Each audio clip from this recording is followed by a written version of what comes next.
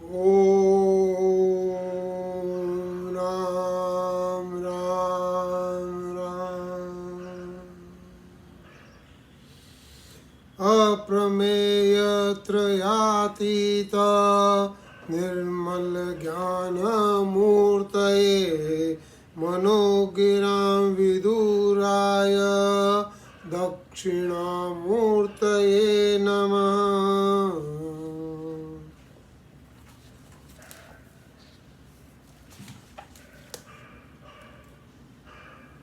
क्रिया शरीरोद्भव हेतुराद्रता प्रिया प्रियो तो भवत्सुरागिणः धर्मेतरो तत्र पुनः शरीरकं पुनः क्रिया चक्रविदीर्यते भव।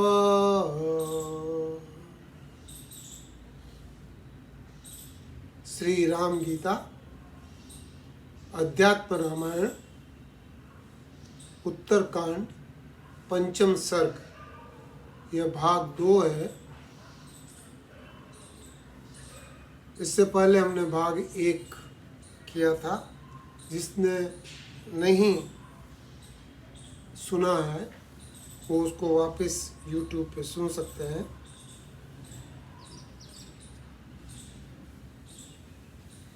यह राम गीता बहुत ही प्रसिद्ध है और उत्तरकांड के 5वें सर्ग में आती है। जैसा हमने पहले इसके बारे में बात की थी। इसमें सबसे पहले नरक की कथा आती है और नरक की कथा में यह बताया है कि नरक बहुत धार्मिक होते हुए भी उसको त्रेक योनि प्राप्त हुई थी, क्योंकि उसका भगवान का आश्रय नहीं था। और दूसरी तरफ अजामिल हैं जिन्होंने कोई धर्म नहीं किया, वो नारायण कहने के कारण उनका उद्धार हो गया।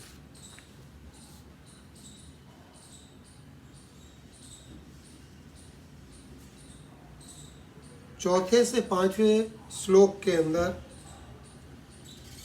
लक्ष्मण ने प्रश्न किया था कि मैं आपकी शरण में हूँ, आप मुझे ऐसा उपदेश दीजिए जिससे मैं सुगमता पूर्वक अज्ञान रूपी अपार समुद्र से पार हो जाऊँ। यह अज्ञान रूपी समुद्र है, इससे मैं कैसे पार हूँ, ये भगवान से पूछा था। और भगवान लक्ष्मण की बात सुन के अपना प्रवचन शुरू कर दिया भगवान ने। और भगवान ने सबसे पहले यही बोला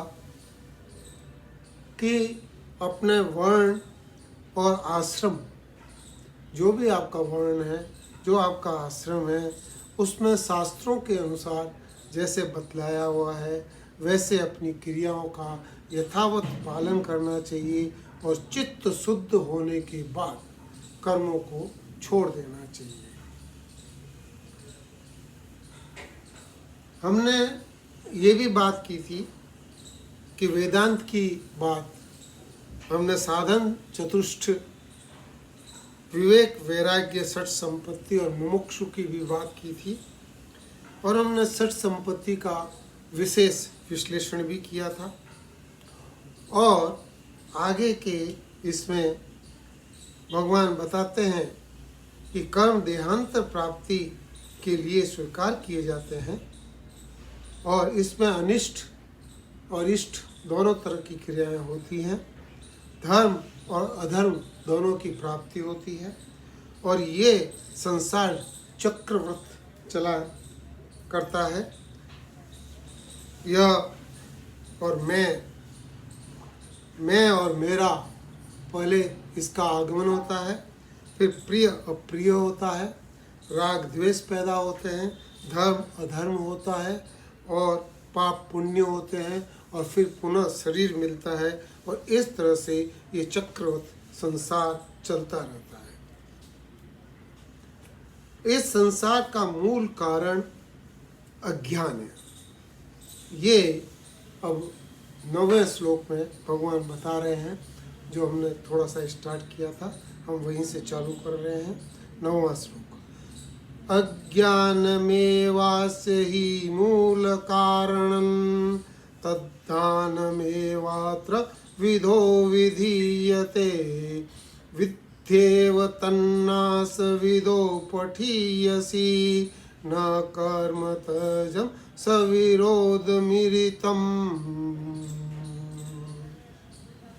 भगवान बोल रहे हैं, भगवान राम लक्ष्मण को बोल रहे हैं कि संसार का मूल कारण अज्ञान ही है। अज्ञान मेवा से ही मूल कारणम। तो इसको कैसे करें? तो बोला कि विधि के वाक्यों के द्वारा, जो शास्त्रों में महावाक्य हैं उनके द्वारा ही इसका नाश हो सकता है। देखिए, हमें ये समझना पड़ेगा पहले तो कि अज्ञान जो है वो ज्ञान के आवरण से होता है, और ज्ञान से हमको विज्ञान की प्राप्ति होती है, अनुभव होता है, विज्ञान होता है। और विज्ञान का निरूपण, उसका एक बेसिक प्रिंसिपल हम समझ लें कि अगर कोई ये कहे कि योग से भगवान मिल जाएंगे, योग करने से चित्तवृत्ति निरोध जिसको बोला है, तो योग करने से भगवान मिल जाएंगे, तो ये वेदांत बेकार है, फिर वेदांतों की कोई जरूरत नहीं है। और कोई कहे कि अगर ये धर्म करने से भगवान मिल जाएंगे, तो ये वेद बेकार है। कोई कहे कि कर्म करने से भगवान मिल जाएंगे, तो भी वेद बेकार है। और अगर कोई कहे कि वेदों को पढ़ने से भगवान मिल जाएंगे, तो ऐसा भी नहीं है, क्योंकि फिर महावाक्यों का मतलब ही खत्म हो जाएगा। तो ये हमको समझना है कि न तो योग से, न धर्म से, न कर्म से, और न वेदों को पढ़ने से आपको भगवान की प्राप्ति होगी। आपको महावाक्य पे विचार करना पड़ेगा। यही भगवान यहाँ पर बता रहे हैं कि विधि वाक्यों में उस अज्ञान का नाश उपाय बताया है। ये एक उपाय है, ये महावाक्य के बगैर इसका कंप्लीट होना मुश्किल है। महावाक्य के बगैर भगवान का मिलना मुश्किल है। देखिए, पहले तो हम ये देखें कि महावाक्य क्या है। 4 महावाक्य हैं। एक है अहम ब्रह्मास्मि, मैं ही ब्रह्म हूँ। दूसरा है प्रज्ञानम ब्रह्म, प्रज्ञानम ब्रह्म, उसका मतलब भी वही है। प्रज्ञानम मेरी बुद्धि, प्रज्ञानम वही ब्रह्म है। तत्वमसि, गुरु कहता है तू ही वो है, तू ही वो ब्रह्म है। तत्वमसि, अय आत्मा ब्रह्म। ये 4 महावाक्य हैं। और ये महावाक्य बोलने से कोई तो ऐसा काम होता होगा जिससे भगवान मिलते होंगे। इसको हम ठीक ठीक से जानने की कोशिश करेंगे। अब देखिए, पहली चीज तो ये है कि ये क्या है कि ये ब्रह्म विद्या है। ये ब्रह्म विद्या जो है, इसको थोड़ा थोड़ा समझना पड़ेगा। पहली बात तो ये चाहिए कि ब्रह्म विद्या बिल्कुल अलग है। कैसे अलग है? कि ये जो ब्रह्म विद्या है, ये आपके शरीर काटने के लिए नहीं है। कोई ये समझे कि ये मेरा शरीर कट जाएगा तो मेरे को मुक्ति मिल जाएगी, तो ये शरीर काटने के लिए ब्रह्म विद्या नहीं है। ये आपकी प्रियता अप्रियता को काटने के लिए भी नहीं है। ये आप ये समझो कि आपके राग द्वेष इससे खत्म हो जाएंगे, तो वो ये प्रियता को काटने के लिए ब्रह्म विद्या नहीं है। ये वासना को काटने के लिए भी नहीं है। अगर कोई ये समझे कि ये वासना को काटने के लिए है, तो ये वासना को काटने के लिए भी नहीं है। ये ब्रह्म विद्या तो अज्ञान को काटने के लिए है। ये अज्ञान का निवारण करने के लिए है तो ये जो चीज़ है इसको हमको समझना पड़ेगा। जब तक हमारे पास अध्यास है तब तक हमको कर्म करना पड़ेगा। कर्म करने से हमारा अंतःकरण शुद्ध होगा और अंतःकरण शुद्ध होने पर अध्यास का निवारण होगा। अध्यास का निवारण होने के बाद में हमको ज्ञान की जरूरत पड़ती है। तो ये ज्ञान जो है, ये ज्ञान क्या है कि ज्ञान वो है जो आपको कर्ता भाव से, भोक्ता भाव से, संसारित्व भाव से, परिच्छिन्न भाव से जो आपको मुक्त करता है। मैं कर्ता नहीं हूँ, मैं भोक्ता नहीं हूँ, मैं संसारित्व में नहीं हूँ, मैं परिच्छिन्न नहीं हूँ, मैं सर्वत्र हूँ। ये जो चीज़ है ये जब तक पता नहीं पड़ती है, जब तक आप कर्ता भोक्ता संसारित्व ये अज्ञान के अंदर आप पड़े हुए हैं और आपका ये अज्ञान कभी भी नष्ट नहीं हो सकता। ये ब्रह्म विद्या है। ये ब्रह्म विद्या ऐसे कोई साधारण नहीं है, यह विशेष ज्ञान भी नहीं है। न ये साधारण है न ये विशेष ज्ञान है, ये अपने आप में बिल्कुल अलग है।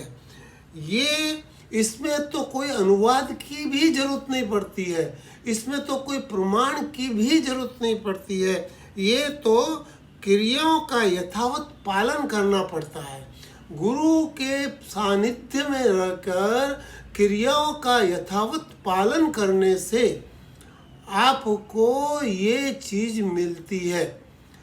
पहले हमने बताया था कि गुरु के मिलने के बाद में श्रवण, मनन, निधिध्यासन और समाधि, ये चार जो चीज़ें हैं ये गुरु के पास में रह के हम करते हैं। इसी के अंदर आपको इसका निवारण होता है। कोई अगर वेदों को पढ़ के अगर ये कह दे कि मैं तो तीनों लोकों का स्वामी हो गया, मैं तो तीनों लोकों का कर्ता हो गया, ऐसे कोई ब्रह्म नहीं बनता है। न तो वेदों को पढ़ने से होगा, न योग से होगा, न धर्म से होगा, न कर्म से होगा। ये तो जो हमारा मिनिमम जो कल बताया था कि हमारा साधन चतुष्टय विवेक, वैराग्य, षट संपत्ति और मुमुक्षुत्व, ये जब आपका पक जाएगा तो आपको गुरु मिलेगा, तब आपको इसकी प्राप्ति होगी। तो ये जो चीज़ है इसको हमको ठीक ठीक से समझना पड़ेगा। तो यहाँ पर बताया है कि संसार का मूल कारण अज्ञान है। ये अज्ञान को नष्ट करने के लिए ये बात हो रही है। और ये विधि वाक्यों से, ये जो अहम ब्रह्मास्मि विधि वाक्यों से इस अज्ञान का नाश होता है, ऐसा उपाय शास्त्रों में बतलाया है। और अज्ञान का नाश करने में ज्ञान ही समर्थ है। अब ये एक बड़ा ही इम्पोर्टेंट चीज यहाँ पर बताई है कि विद्येतनाश विद्यो पटिष्यसि, अज्ञान का नाश करने में ज्ञान ही समर्थ है, कर्म नहीं। न कर्म तजम स विरोध मिति रतितम, क्योंकि जो कर्म है वो कर्म इसका विरोधी नहीं हो सकता। कर्म किसका विरोधी नहीं हो सकता? कि अज्ञान का कर्म विरोधी नहीं हो सकता। देखो, अज्ञान सिर्फ ज्ञान से ही प्राप्त होता है। कर्म करने से कर्म में कर्ता भाव होता है, कर्म में भोक्ता भाव होता है, संसारित्व भाव होता है, परिच्छिन्न भाव होता है। और परिच्छिन्न भाव होने के कारण, कर्ता भाव होने के कारण, भर्ता भाव होने के कारण, संसारित्व भाव होने के कारण, ये जो कर्म है, कर्म में दोष या त्रुटि रह जाती है। ये दोष और त्रुटि आपको ज्ञान की प्राप्ति नहीं करवाती है। तो दोष और त्रुटि ये ज्ञान की प्राप्ति क्यों नहीं करवाती है? क्योंकि इसके अंदर अपने आप दोष को आप मान के चले हैं। जब आप उस कर्म में करते करते इतना निपुण हो जाएगा तो आपको तो ऐसा है कि उसके अंदर जैसे सोने का जैसे लगेगा। जैसे कि पहले कोई मोटर गाड़ी चलाता है, पहले बड़े ध्यान से चलाता है, लेकिन जब वो निपुण हो जाता है तो मोटर गाड़ी के साथ साथ के अंदर वो उसको चलाते हुए भी म्यूजिक भी सुनता है, बातें भी करता है, ये भी करता है, इधर उधर देखता भी है, ये भी करता है। तो ये जो चीज़ है ये कर्म के साथ में दूसरी चीज़ें भी कर सकते हैं। तो ये जो चीज़ है ये क्या कहता है कि जब आप कर्म के अंदर कर्ता भोक्ता संसारित्व और परिच्छिन्न भाव से जो कर्म आप करते हैं, इन कर्मों को करने के बाद में तो एक निंद्रा की स्थिति आती है। मद है ये निंद्रा की स्थिति आती है। इसके अंदर ज्ञान प्राप्ति नहीं होती है। ये है कि ये उत्पन्न करने वाला कर्म उसका विरोधी नहीं हो सकता। हम थोड़ा और आगे बढ़ाएंगे इसको, ये इसका नहीं हो सकता। आगे 10वां श्लोक, न ज्ञान हानि न च राग संशयो भवेत ततः कर्म सदोष मद भवेत ततः पुनः संस्कृति वारिता तस्माद् बुद्धो ज्ञान विचारवान भवे। इसलिए तू विचारवान बन, विचारवान भवे। क्यों? कि इसको समझने की कोशिश करते हैं। अज्ञान से किया हुआ कर्म कभी भी अज्ञान का विरोधी नहीं हो सकता। ये एक फॉर्मूला आप रट लीजिए। अज्ञान से किया हुआ कर्म जिसमें कर्ता भोक्ता परिच्छिन्न संसारित्व भाव है, ये अज्ञान से किया हुआ कर्म है और ये कभी भी अज्ञान का विरोधी नहीं हो सकता, उसको ये सपोर्ट करेगा। जैसे कि आप ये समझिए, ये क्या है कि दोष है, ये दोष है अपने में।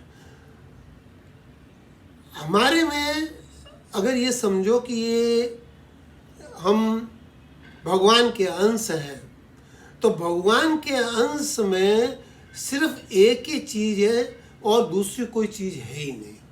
अगर हम कहें कि ये शांति, तो शांति शांति शांति, भगवान शांति, हर एक अंश में शांति, पाँव भी शांति के, आंखें भी शांति की, ये भी शांति की।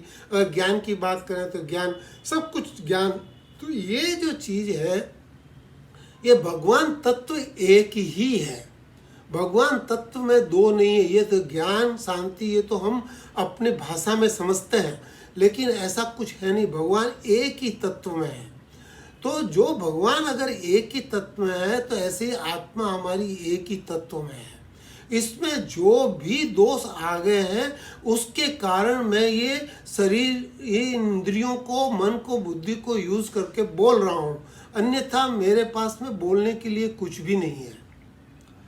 अब आप यहाँ पर ये समझिए, जैसे कि एक मोटर गाड़ी है, मोटर गाड़ी कई पुर्जों से बनी हुई है। जो चीज़ कई पुर्जों से बनी हुई है वो चीज़ उसके लिए नहीं बनी हुई है जिनसे मिलके वो बनी हुई है। मोटर गाड़ी के लिए नहीं बनी हुई है। मोटर गाड़ी उसके लिए बनी हुई है जो उसमें बैठ के जाएगा। ऐसे ही हमारा ये शरीर ये पंच तत्व से बना हुआ है। ये पंच तत्व में बैठ के वो आत्मा जाएगा। ये शरीर आपको, आप जहाँ चाहेंगे वहाँ आपको पहुँचा देगा। आप चाहेंगे कि नरक में जाना है तो नरक में पहुँचा देगा। आप चाहेंगे कि ये स्वर्ग में जाना है तो स्वर्ग में पहुंचा देगा। आप चाहेंगे कि ये ब्रह्म में पहुंचना है, ब्रह्म में पहुंचा देगा। जहाँ की आप इच्छा करोगे वहाँ पर आपको ये पहुंचा देगा। आप चाहोगे कि आपको मोक्ष प्राप्त हो तो ये आपका पीछा छोड़ देगा। तो ये जो शरीर है, मन है, बुद्धि है, ये कई चीज़ों से बना हुआ है। और ये जो कई चीज़ों से बना हुआ है, ये आपको, आप जहाँ चाहोगे वहाँ आपको छोड़ देगा। ये इस श्लोक के अंदर बताया है, तस्मात् बुद्धो, तस्मात् बुद्धो। ये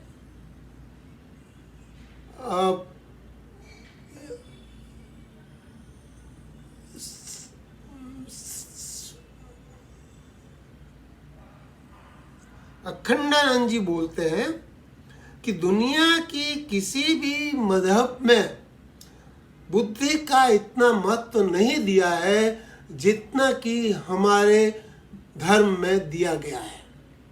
ये बुद्धि का महत्व, बुद्धि के अंदर भगवान की इच्छा करके अगर आप बढ़ जाएंगे तो आपको भगवान प्राप्त हो जाएंगे, अंतःकरण शुद्ध हो जाएगा, भगवान प्राप्त हो जाएंगे।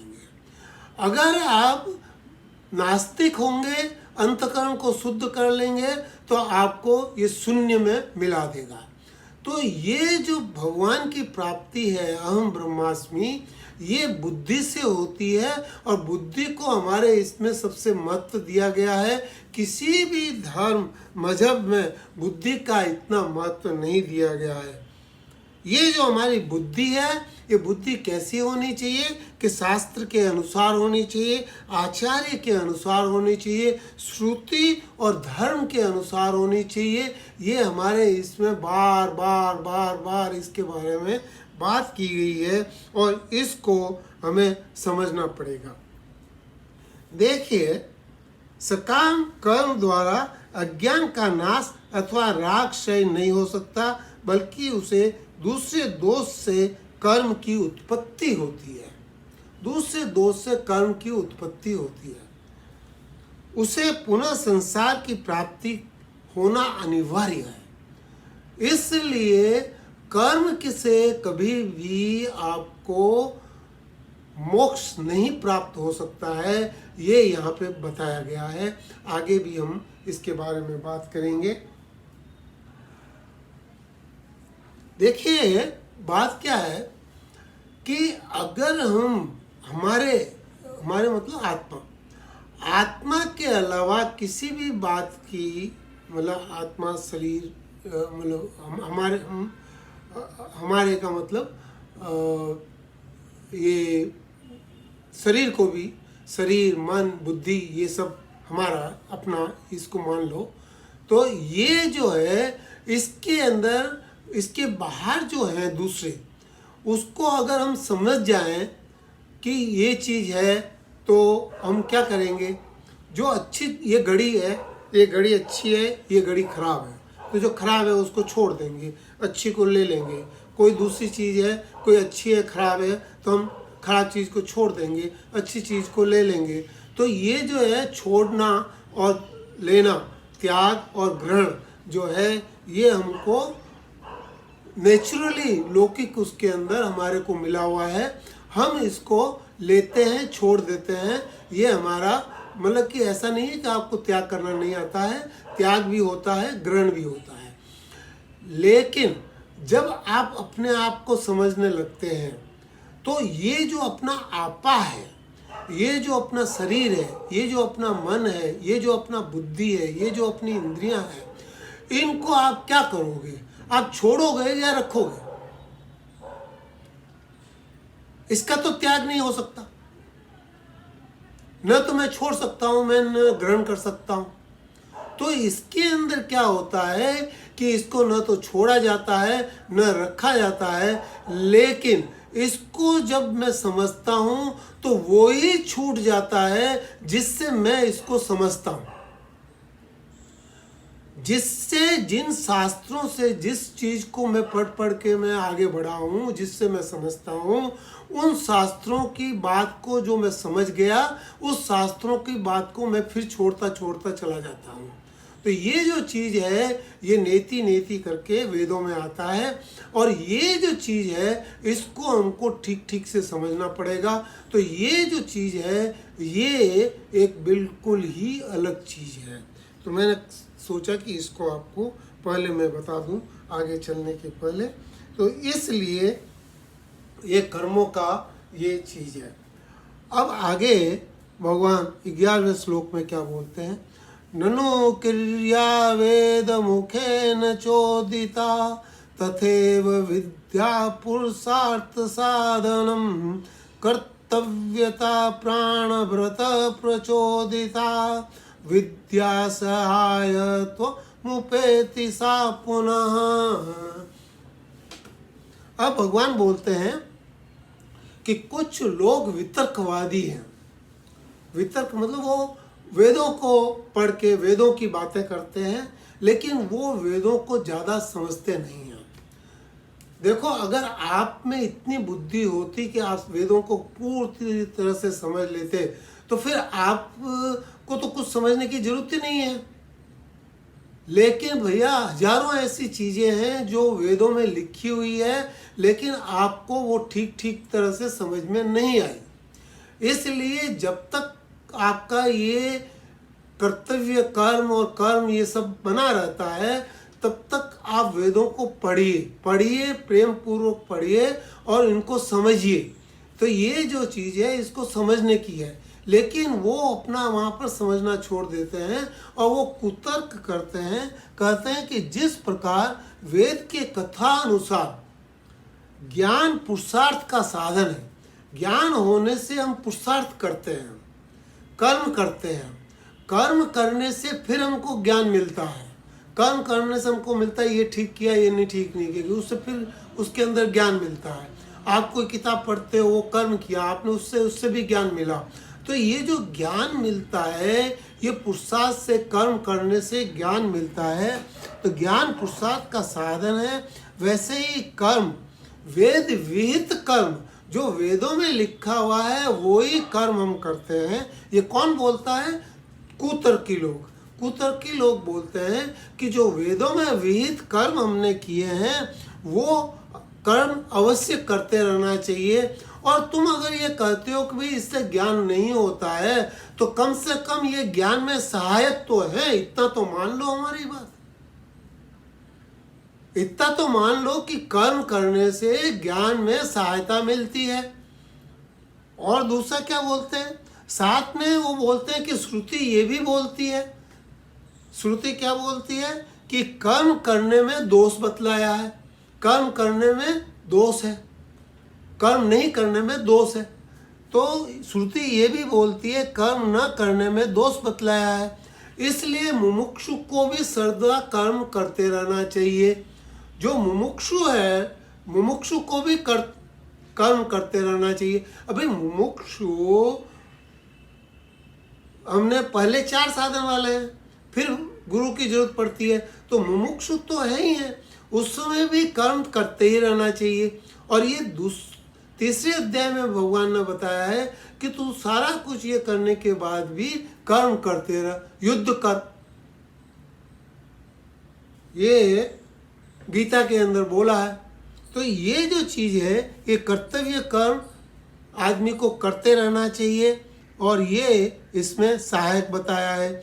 इसलिए मुमुक्षु को भी सदा कर्तव्य कर्म करता रहना चाहिए। और कोई अगर ये कहे कि ज्ञान स्वतंत्र है, कोई अगर ये कहता है, ये तीसरा कुतर्क है कि कोई कहता है कि ज्ञान अगर स्वतंत्र है, तो बोलते हैं कि कोई भी चीज़ फल देने के लिए, जैसे यज्ञ हम करते हैं तो यज्ञ करने के लिए ब्राह्मण चाहिए, वेदी चाहिए, सुरवा चाहिए, घी चाहिए, आहुति चाहिए, और वेद का पाठ करने वाला चाहिए, ब्राह्मण चाहिए। ये सारी चीज़ें हमको चाहिए, और सारी चीज़ों के बाद में वो सब कुछ होता है। तो अगर मान लीजिए हम कहते हैं कि ज्ञान स्वतंत्र है, तो ये कहना भी ठीक नहीं है, क्योंकि जिस प्रकार यज्ञ सत्य कर्म होने पर भी कारक आदि की अपेक्षा करता है, ऐसे ज्ञान भी अपने कुछ न कुछ कर्मों की उपेक्षा करता है। तो इस विधि से प्रकाशित कर्मों द्वारा ज्ञान मुक्ति का साधन हो सकता है। तो ऐसे कर्म करने से ज्ञान मुक्ति का साधन हो सकता है, ऐसा ये यहाँ पर बताया है। और इसलिए वो बोलते हैं कर्मों का त्याग करना उचित नहीं है। ये 3 मेन बातें यहाँ पर बताई हैं। ये 11वां, 12वां और 13वें श्लोक के अंदर कि पहला तो ये कि कर्म करने से ज्ञान को सहायता मिलती है, ज्ञान बढ़ता है। और दूसरी चीज़ ये बताई है कि कर्मों को नहीं करने के लिए शास्त्र बोलते हैं कि कर्मों को नहीं करना अच्छी बात नहीं है। गीता में भी बोला गया है कि कर्मों को नहीं करना, कर्म हर समय में होते रहते हैं, कर्मों को नहीं करना, कर्मों को छोड़ देना ठीक नहीं है। और ये यहाँ पर ये भी बताया है कि जैसे यज्ञ के अंदर बहुत सारी चीज़ों की ज़रूरत पड़ती है, ऐसे ही जब आप ज्ञान की बात करते हैं, ज्ञान को स्वतंत्र ज्ञान बोल रहे हैं, तो उसमें भी कई चीज़ों की ज़रूरत पड़ती है। तो इसलिए ये तीनों कारण से बोलते हैं कि कर्मों का त्याग करना उचित नहीं है। जो अभी भगवान ने बोला था कि एक स्टेज पे आके कर्मों का त्याग कर देना चाहिए, तो उसको कुतर्की लोग इन 3 चीज़ों का बता रहे हैं कि ये 3 चीज़ें बोलते हैं और 3 चीज़ों से बोलते हैं कि ये वेद के अनुसार है, ये शास्त्र के अनुसार है, और इसलिए ये कर्म करते रहना चाहिए। लेकिन अब आगे के श्लोक में 14वें श्लोक में भगवान क्या कहते हैं? चेद्विदन्ततिथि वितर्कवादिन तदप्यसदृष्ट विरोध कारणात् देहाभिमानदभिवर्धते क्रिया विद्यागता अहंकृत प्रसिद्धयति। भगवान बोलते हैं कि ऐसा तो कोई कुतर्की लोग ही बोल सकते हैं।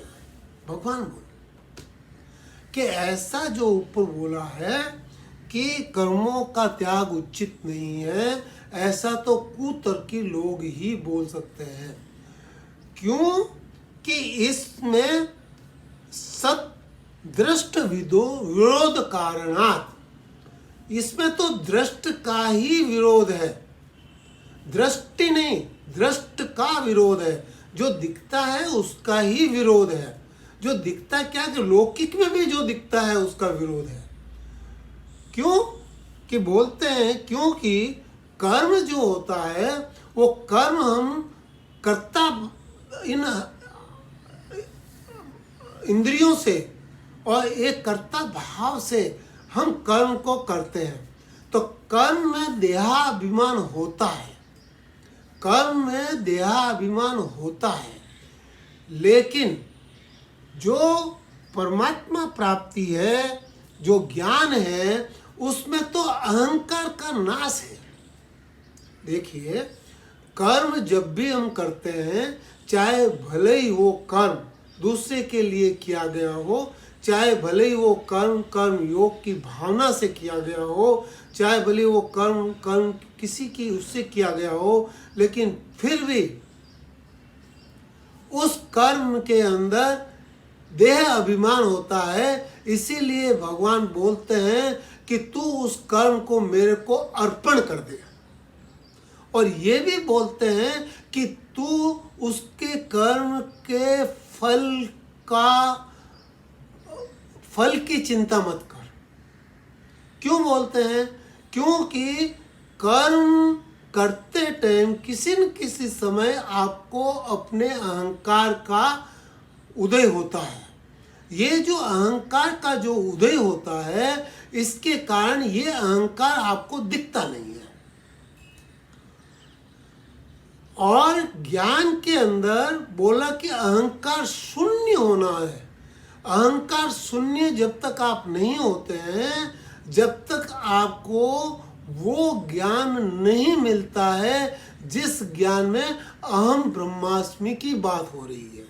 वो महावाक्य का जो ज्ञान है, वो जो वेदांत का ज्ञान है, वो जो वेदांत का प्रिंसिपल है, उस प्रिंसिपल के अंदर अहंकार शून्यता की बात है। तो यहाँ पर चूंकि अहंकार इसके अंदर, कर्म के अंदर अहंकार है, इसलिए कर्म से कभी भी अहंकार शून्यता नहीं हो सकती है। ये हो सकता है कि आप कर्मयोग भावना से करें, ये हो सकता है कि कर्म फल की चिंता नहीं करें, ये हो सकता है कि आपने वो कर्म करके भगवान को अर्पण कर दिया, लेकिन उसमें अहंकार की शून्यता नहीं है। तो ये जो चीज़ है ये यहाँ पर बताया है। देखिए यहाँ पर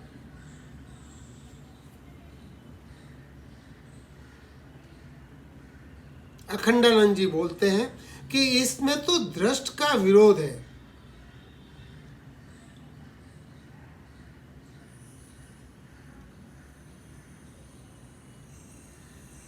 ये जो चीज है, एक मिनट सॉरी, क्योंकि कर्म देहाभिमान से होता है और ज्ञान अहंकार का नाश करने पे सिद्ध होता है, इसलिए ये मतलब दृष्ट का विरोध है, इसलिए ये लौकिक में इसका विरोध है, इसलिए ये जो तर्क है ये तर्क सही नहीं है। आगे भगवान बोलते हैं, विशुद्ध ज्ञान विरोचनांचिता विद्यात्म वृत्ति चरमेति बणे उदेति कर्माखिल कारकादिभि नियंति विद्या खिल कारकादिकम। भगवान बोल रहे हैं, श्री राम लक्ष्मण को उपदेश दे रहे हैं। आगे बोलते हैं विशुद्ध ज्ञान से, इस विशुद्ध ज्ञान से जिसमें कोई अहंकार नहीं है, उस ज्ञान में प्रकाश की उद्भासित होता, प्रकाश निकलता, उद्भासित होता है और चरम आत्मवृत्ति होती है। इसमें आत्मवृत्ति की उदित होता है। चरम आत्मवृत्ति, ये वृत्ति क्या है कि ये बुद्धि के ऊपर, बुद्धि से भी ऊपर है। ये वृत्ति एक तरह का विचार है, जो विचार आपको ऊपर से आता है, वृत्ति का उदय होता है। ये जो चीज है ये लौकिक लोग इसके बारे में ज्यादा जानते नहीं हैं। देखिए दो चीजें हैं, एक है इदम और एक है अहम। एक है इदम, इदम इदम मतलब ये सब, उसमें ये सारी बाहर की चीजें आ जाती है, शरीर मन बुद्धि भी आ जाती है, और एक अहम है जो आत्मा है। इदम जो है, इदम से इदम की प्राप्ति होती है। जो कर्म हम करते हैं वो इदम से इदम की प्राप्ति होती है। कर्म से जो फल मिलता है वो भी लौकिक फल होता है, लौकिक कर्म होता है, लौकिक फल होता है। लेकिन जब हम वृत्ति की बात करते हैं तो लौकिक कर्म होता है लेकिन अलौकिक फल मिलता है। लौकिक कर्म होता है, ईदम कर्म होता है, लेकिन जो फल मिलता है वो अहम मतलब आत्मा को मिलता है। आत्मा को मिलता है का क्या मतलब कि आत्मा के ऊपर जो अज्ञान है उसका नाश हो जाता है। ये जो वृत्ति है, इस वृत्ति से स्वयं का प्रकाश उद्भासित होता है। तो जो स्वयं का प्रकाशित उद्भासित होता है, इसको समझें कैसे? देखिए इनको ऐसे समझे जैसे कि एक तुलसी है। तुलसी खाने से मेरा जुकाम ठीक हो गया या मेरी सर्दी ठीक हो गई, ये जो समझने वाले हैं वो तुलसी को समझते नहीं है। तुलसी खाने से, तुलसी के पत्तों को प्रसाद में रखने से प्रसाद के अंदर ये प्रसाद खाने योग्य हो गया, ऐसा अगर कोई समझता है तो वो भी गलत है। तुलसी प्रसाद में डालने के बाद वो तुलसी का सेवन करने से वो तुलसी मेरे में आ गई, मैं भगवान का प्रसाद हो गया, ऐसा भाव जब आ गया तो ये तुलसी का फल है। तुलसी का फल ये है कि मैं भगवान का हूं, मैं भगवान का हूं। इस भाव से जो प्रसाद मैंने खाया, जो तुलसी मैंने सेवन की, तुलसी से मैं भगवान का हो गया, ये तुलसी का फल है। गंगा में मैंने स्नान की, गंगा में आप हजारों स्नान कर लीजिए, जब तक आप भाव आपका ये नहीं हो कि मैं भगवान का हूँ, जब तक आपकी गंगा के अंदर कितनी भी डुबकियाँ कोई काम की नहीं है। जिस दिन गंगा में डुबकी लगाई और आपको लगा कि मैं तो पवित्र हो गया, मैं तो भगवान का हो गया, अब भगवान के अलावा मेरे को कुछ नहीं चाहिए, तो वो ही चीज आपको पवित्र करती है। कर्म वो भी लौकिक है, लेकिन उसका फल जो है अलौकिक है।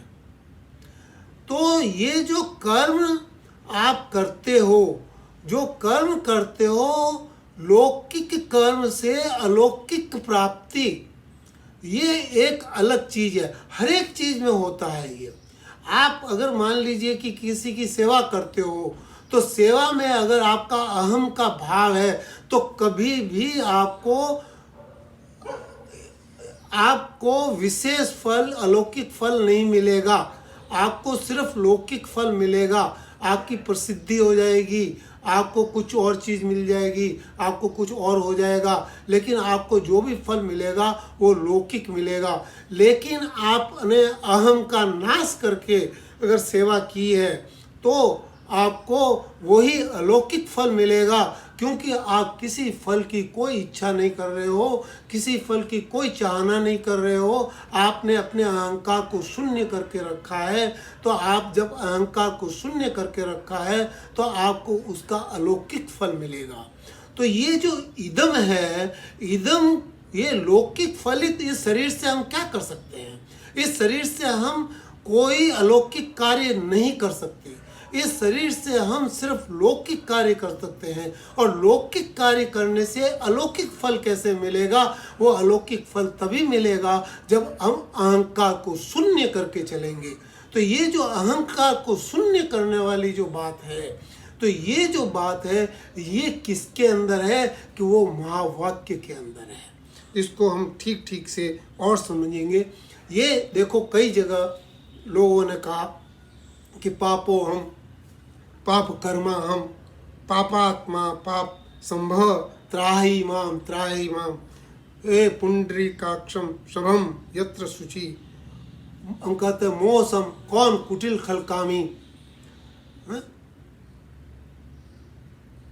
अगर राम सुखदास जी की प्रार्थना भी आप सुनेंगे तो उस प्रार्थना में भी ऐसी ही बात है कि मैं कृपण हूँ, और ये सारी चीज़ें उसके अंदर भी आ रही हैं। तो ये जो चीज़ है, जब मैंने भगवान के सामने ये सब बोल दिया कि मैं पापी हूँ और मेरे समान कोई दूसरा पापी नहीं है, तो अब मैं पापी कैसे रहा?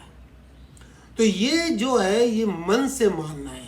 और मन से जब हम मानेंगे तो हमारा मन भगवान में लग जाएगा। जब भगवान में आपका मन लग गया तो समझ लीजिए कि आपको भगवान ने पूरा माफ कर दिया। अपि चेत सुदुराचारो भजते माम अनन्य भाग। मेरे में पूरा अनन्य भाव से जो भक्ति करता है वो पापी से पापी हो। भगवान बोलते हैं कि वो मेरा ही भक्त है और उसको साधु ही समझना। तो ये जो चीज है, ये ईदम का फल, लौकिक का अलौकिक के अंदर फल, ये जो चीज है ये इसके अंदर आती है और ये जो है ये वृत्ति बनती है। और इसकी जो चरमा वृत्ति होती है, इस वृत्ति के ऊपर की जो सबसे ऊपर की वृत्ति है चरमा वृत्ति, उसकी बात यहाँ पर की गई है। ये बोलते हैं कि विद्यात्म वृत्ति चरमेति भण्यते। ये चरमा वृत्ति जो है अहम ब्रह्मास्मि, ये जो चरमा वृत्ति है, ये जो चरमा वृत्ति है, ये दुनिया के ज्ञान को, संस्कार को, इन सब को ढक देती है और ब्रह्म ज्ञान सारे कारकों का नाश करके सबको बाधित कर देती है। ये चीज़ हमको थोड़ा समझना पड़ेगा। इसके अतिरिक्त मैं इसको एक बार पढ़ लेता हूँ। क्योंकि देह अभिमान से होता है और ज्ञान अहंकार के नाश होने पर सिद्ध होता है, इसलिए विशुद्ध ज्ञान प्रकाश से उद्भासित होते हुए ये चरम आत्मवृत्ति होती है और उसी को विद्या या आत्मज्ञान, ये ब्रह्म ज्ञान है, ये स्पेशल ज्ञान है। इसी को, इसके अतिरिक्त कर्म संपूर्ण कारकों आदि से सहायता से होता है, किंतु विद्या समस्त कारकों आदियों का नाश कर देती है। देखिए, विद्या जो हम पहले बात किए थे वो कारकों आदि से होती है, लेकिन ये जो विद्या है आत्मविद्या, ये समस्त कारकों का नाश कर देती है। देखिए, आप इसको समझिए। आप जिसको विद्या कहते हैं, आपको ए किसी ने सिखाया, आपको बी किसी ने सिखाया, आपको अ किसी ने सिखाया, आपको बी किसी ने, ब किसी ने सिखाया। ये सारी की सारी चीज़ें जो आपको सिखाई गई हैं, ये संस्कार जनित तो है। एक संस्कार जनित है और एक संस्कार जन्य है। ये संस्कार जनित और संस्कार जन्य जो भी चीज़ें हमारे में है, ये हमारे ऊपर आरोपित की हुई है, ये हमारी नहीं है। अलग अलग भाषा के अंदर ए बी सी, चाइना में अलग है, इधर अलग है, गुजराती में अलग है, ये महाराष्ट्र में अलग है, मराठी में अलग है, ये सब अलग अलग ही तो है। लेकिन हम उस आकृति को अ ब स ड बोल देते हैं और उसी से हम शब्द बना लेते हैं। तो ये जो चीज़ है ये हमारे ऊपर थोपा गया है, ये हमारे आत्मा का नहीं है, हमारे स्वभाव का नहीं है। ये सारे के सारे संस्कार जनित हैं और संस्कार जन्य है जो हम पूर्व जन्मों से लेके आए हैं। तो संस्कार जनक और संस्कार जन्य जितने भी हमारे ज्ञान हैं, जब तक वो बाधित नहीं होते हैं, जब तक वो हटते नहीं हैं, तब तक ये जो अजन्य ज्ञान है, ये अजन्य ज्ञान करने के बाद में कुछ नहीं करना पड़ता है। ये अजन्य ज्ञान के बाद में कुछ करना ही नहीं पड़ता है। इसमें त्याग और ग्रहण हो ही नहीं सकता, क्योंकि अजन्य ज्ञान में जब मेरे को पता पड़ गया कि ये चीज़ मेरी नहीं है, तो मैं क्या करूँगा? मैं अपने आप को जान गया। अब मैं जब अपने आप को जान गया तो दूसरी चीज़ से मेरे को मतलब ही क्या है? अब ये त्याग और ग्रहण की कोई बात ही नहीं है। न तो मैं ग्रहण करता हूँ, न मैं त्याग कर सकता। तो ये जब मेरे को आत्मा का ज्ञान हो गया तो मेरे के अंदर न तो कोई त्याग की बात बची, न कोई ग्रहण की बात बची। तो ये जो चीज़ है, ये देखो, त्याग और ग्रहण, एक भी चीज़ और समझो कि ये त्याग और ग्रहण किस में होता है। या तो आप किसी का चित्र देखते हो तो चित्र देखते तो आकार होता है, या किसी काल के अंदर होता है, या किसी देश में होता है।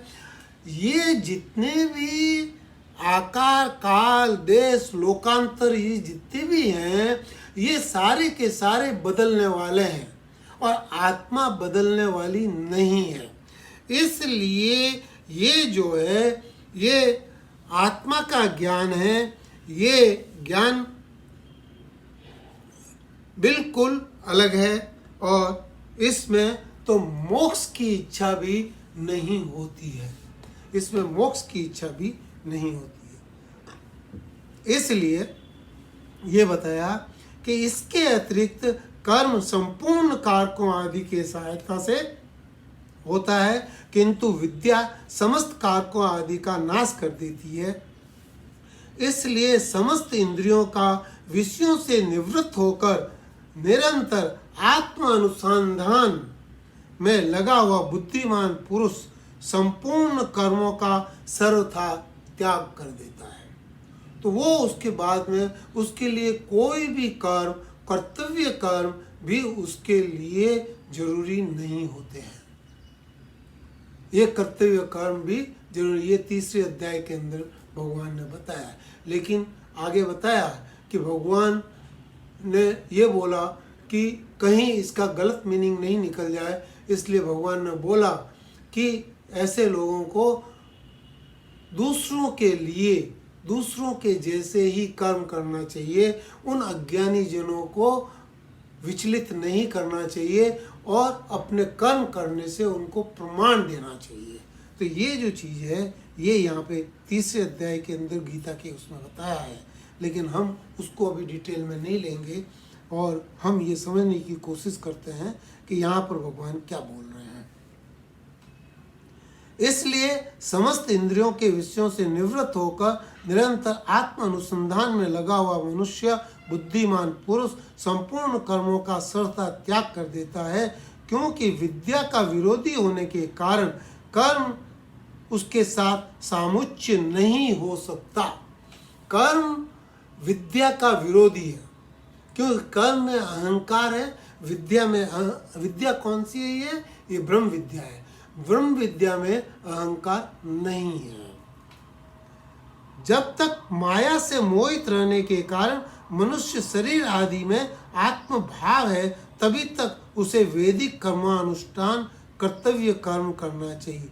जब तक माया से मोहित है, माया से मोहित का मतलब कि अभी भी मेरे को सत्व रजस तमस के अंदर कहीं न कहीं अटका हुआ हूँ, तो वो जो माया से मोहित है उसको कर्म करना चाहिए।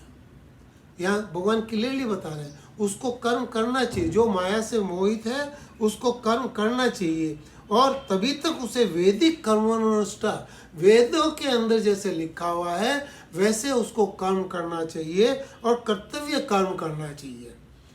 लेकिन उसके बाद में क्या बोला है? नेति वाक्ये खिलम निषेध्य तत् ज्ञात्वा परमात्मा मत त्यजेत क्रिया। भगवान अब बोलते हैं कि नेति नेति आदि वाक्यों से अनात्म वस्तु जो भी हैं उनका नेति नेति नेति करके त्याग कर दो, और त्याग करके निषेध करके परमात्मा स्वरूप को जान लो। अपने आत्म स्वरूप, उसका त्याग नहीं हो सकता। आत्मा का त्याग नहीं हो सकता। बाहरी सभी बाहरी चीज़ों का, इंद्रियों का, मन का, बुद्धि का, सारी चीज़ों का त्याग हो सकता है, लेकिन वो चरमावृत्ति के अंदर अपनी जो आत्मा है उसका त्याग नहीं हो सकता। जिस समय परमात्मा जीवात्मा का भेद दूर करने वाला प्रकाश, ये इस समय जब आप आत्मा का त्याग नहीं कर सकते, उस स्थिति में जब पहुंचते हो, वो चरमावृत्ति है। सिर्फ वही वृत्ति वहाँ रहती है, अहम ब्रह्मास्मि, अहम ब्रह्मास्मि। मेरे को कुछ नहीं करना है, मेरे को मोक्ष की इच्छा भी नहीं है, ऐसी बात होती है। वहाँ पर कोई चीज़ कुछ नहीं है, और जब आप उस स्थिति में आ जाते हैं तो आप ही परमात्मा हो जाते हैं। परमात्मा स्वरूप को जान लेने पर फिर उसे समस्त कर्मों को छोड़ देना चाहिए। उस स्थिति में उसको सारे कर्मों को छोड़ देना चाहिए। 18वें श्लोक में बोला है, यदा परमात्मा वित्ते भेदकम विज्ञानमात्मन्यभवति भास्वरम् तदेव माया प्रविलीयते जसा सकार का कारणात्मन संसृते। बोलते हैं कि जिस समय परमात्मा और जीवात्मा, ये भेद हमने कर रखा था। यहाँ पर क्या हुआ कि परमात्मा और जीवात्मा एक हो गया। परमात्मा जीवात्मा का भेद दूर करने वाला प्रकाशमय विज्ञान, ये विज्ञान है, ये अनुभव है। ये अनुभव कहाँ होता है कि अंतकरण में होता है।